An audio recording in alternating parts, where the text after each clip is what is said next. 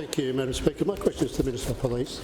Minister, last week was revealed in Legislative Council that the West Australian Police Force have been assessing firearm applications in line with the Firearms Bill of 2024, legislation that you know is still before the Parliament, though we know that the bill's debate is set to be guillotined tonight, despite promises in this place that that would not take place. And I ask, did you, Minister, advise the police to ignore the processes of Parliament and prematurely enforce these proposed new laws? The Minister for Police. No. Supplementary question. Minister, why is the government forcing the firearms legislation through the Parliament this week when you made frequent promises in this place that this would not take place until August Order, please. after the winter break? Speaker. Just before I give you the call, Minister, please, look, there were a number of interjections there, which there shouldn't be. Minister. Thank you, Speaker. Leader of the Opposition, you are aware the process to deliver a draft bill, a rewrite of the Firearms Act, first time in 50 years, took 2.5 years.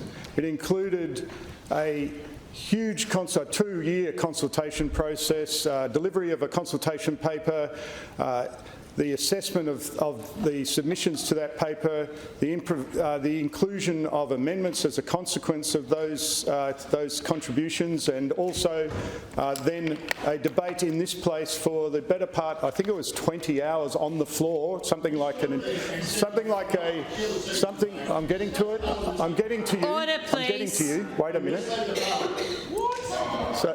Order, please. So a week of debate, a week and a day of debate, a week and a half actually of debate in the lower house, then went to the upper house where it was considered by the Uniform Legislation Committee for a period of I think a couple of months, and then debate in the upper house, if you can call it that, which took 3 weeks of debate, 3 weeks of the Parliament's time, and as I understand it, got to the second clause of a bill which is in the order of 10 centimetres thick, or probably about 10 centimetres thick. There's so many clauses that were not considered in the course of the debate to this point that it is extraordinary that you have the gall to come in here,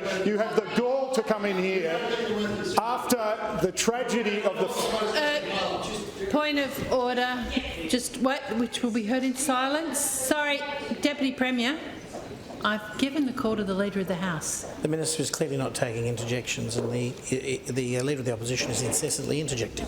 Not only that, Leader of the Opposition, but your interjections have been repetitive. You've said the same thing over and over again. So I'll ask you to desist, and I'll ask the Minister to complete his answer. Thank you, Speaker. It's extraordinary that you have the gall to come into this place and talk about rushing the legislation. So that's the first observation I'd make. Secondly, you have in the upper house a range of amendments aimed at completely reversing the bill, unwinding the bill, making it easier for people to acquire firearms, and ensuring that firearms owners, people who want firearms, will be unlimited as to the number of firearms that they can possess. You actually have amendments in the upper house to make the softest gun laws in the country. And to do that and not revoke or repeal or withdraw, to not withdraw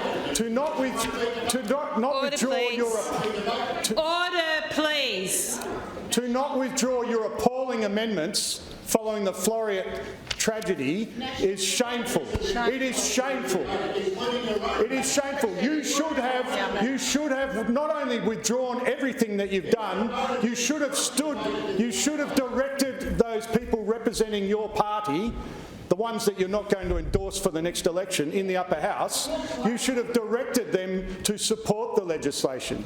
That's what you should have done, but you haven't.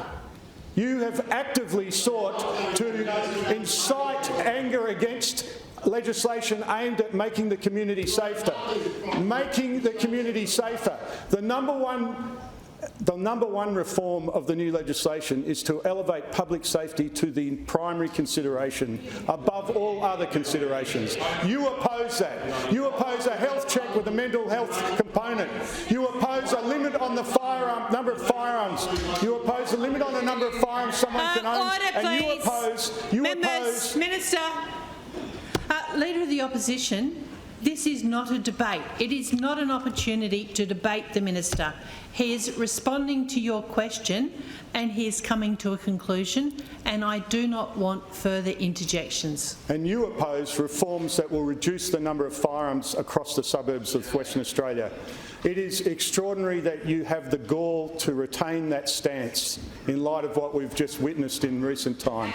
I'm appalled, and I'm disappointed in the Liberal Party, who continue to fail to support the legislation. If you don't oppose it, you don't support it, Liberal Party. Both of you, the opposition of Western Australia, are letting the people of Western Australia down on a very simple proposition: make the community safer. Members, that concludes question time.